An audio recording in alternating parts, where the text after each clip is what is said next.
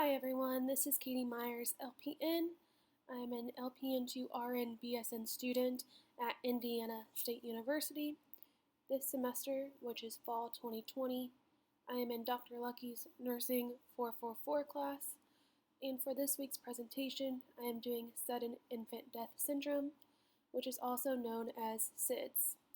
They are a population at risk because they can have no underlying causes, which then leads to death, and we are still researching things to figure out what actually causes SIDS, and there are prevention methods to prevent these infants from passing.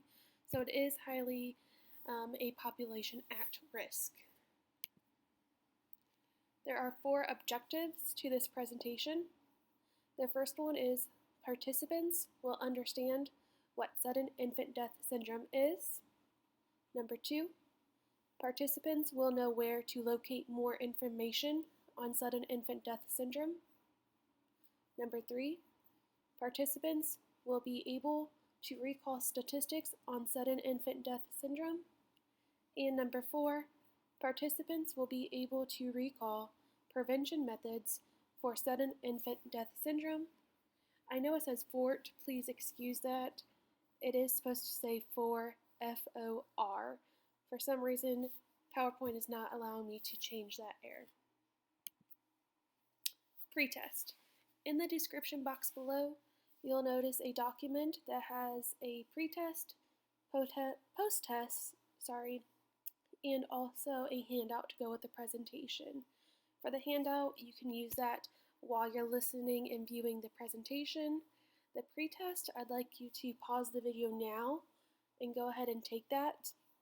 And then at the end of the presentation, go ahead and take it again and kind of compare your results to see how much you've learned and compare your answers from the pretest and the post-test. So go ahead, like I said, pause the video and take the pretest. What is it? What is sudden infant death syndrome? So it's been around for many years, many decades actually, hundreds of years. However, in 1969, the United States developed the name sudden infant death syndrome and also the acronym SIDS, S-I-D-S. Along with that came some regulations. For example, if you see the third bullet point up, it says an autopsy is required. That's to rule anything else out to see if it really is SIDS or if there's another explanation. So that was developed in 1969. It is sudden death with no history of why it happens. The child has no other illnesses or concerns, and it just kind of happened. Like the third bullet point says, it is unexpected. That's why it's also sudden. It is infants. For it to be sudden infant death syndrome, it is required to happen before the child's first birthday. However, 80% of cases for this do occur before the 6-month birthday or 6-month mark of life. Autopsy is required, like I just mentioned, and it is due to some sort of suffocation. That can be a pillow, leaning up to someone too closely, overheating. We'll go over that more of what I mean by suffocation in the slides to come. Prevention. How can you prevent SIDS? The child must sleep supine. Do not allow the child to sleep on the belly or on the side. You want them to sleep on their back. And actually, when they start to roll around, that's when you want to stop swaddling. Do not co-sleep. So do not sleep with the infant or child in the bed, chair, anything like that. They need to sleep alone. Have them lie on hard surfaces. The mattress in the crib needs to be hard or firm. That's another word that mattress companies will use. So hard or firm. You don't want a fluffy mattress. You don't want a Tempur-Pedic mattress. You want a nice hard or firm surface for them to lie on.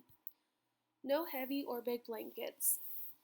In the crib, you just want the child laying on the mattress.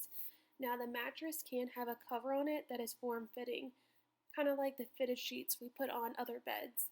That is okay. However, make sure it's nice and secure and on there very well. And then it says watch for infections and overheating.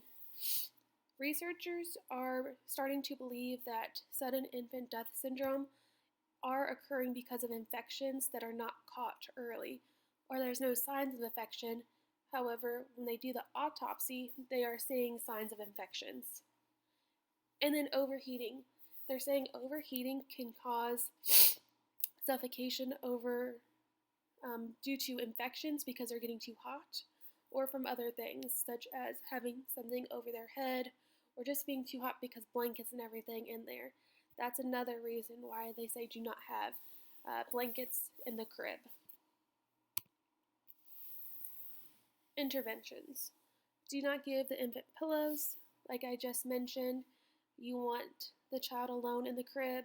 No toys, no pillows, not even something hanging over the crib. You want that completely free and clear. Keep the head uncovered during sleep. If you have something covering the child's head, it could come loose, the child could put it towards his face, it could roll on it and suffocate themselves that way. So do not cover the head. No toys in the crib while sleeping. So you don't want anything else in the crib. I know people do use the mobiles, which are attached to the cribs, and that's okay because it's not actually in the crib with the child. So they're not going to bring that to themselves. That's on top of the crib, so mobiles are okay in this instance. And I just wanted to put this out there. There is no cure, just preventative measures to ensure this does not happen.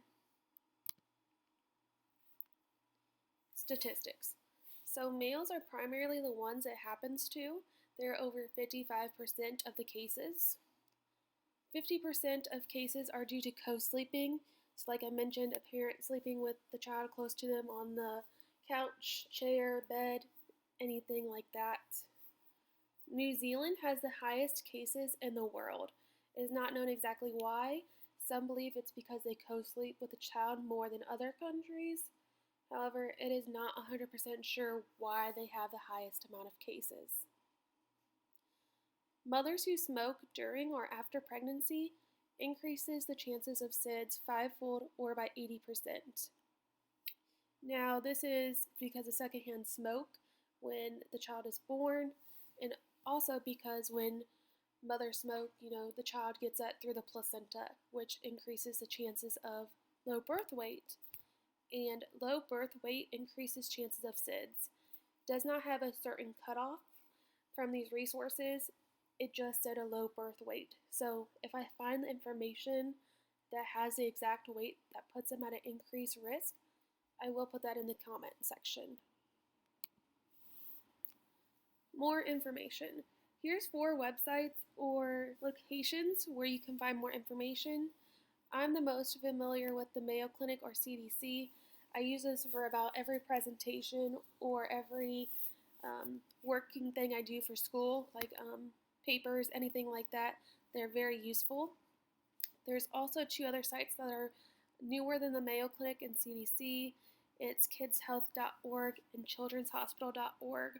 They had some really good information on there. However, I'm just not as familiar with them as the Mayo Clinic and CDC. There's also the NCHBI location that you can use. That has really good information. I just put that on the bullet points. These are the references I used for today's presentation. Please give them a look. All of them do have to do specifically with SIDS, and they are from different points. Some of them have research that were done. Some of them are just talking about past research that were done, but all of them have really good information, and I do highly recommend you looking at them. And now that you've watched this presentation and gone over the handout that I provided, I do recommend taking that pre-test one more time and comparing the answers from when you got it before the presentation. So please leave any questions, comments, concerns below, and I'll try to get answers to those. Thank you.